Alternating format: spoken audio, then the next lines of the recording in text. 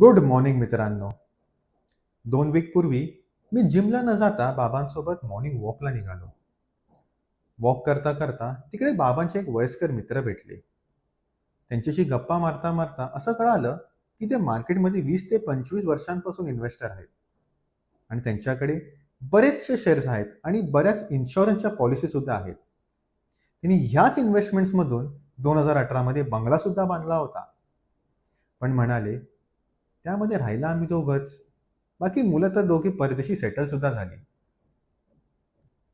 Bad news आली की 4 दिवसांपूर्वी त्या काकांचा हार्ट अटॅकमुळे मृत्यू झाला. ऐकून खूप वाईट वाटलं. मग विचार आला की त्यांच्या शेअर्सचं आणि पॉलिसीचं नक्की काय झालं असेल.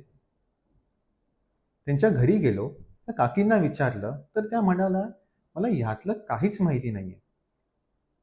आणि 2 दिवसानंतर ते त्यांच्या मुलांसोबत परदेशी निघून सुद्धा गेले. मित्रांनो, तुमच्या फॅमिलीला तुमच्या इन्व्हेस्टमेंट्सबद्दल माहिती असणं खूप गरजेचं आहे.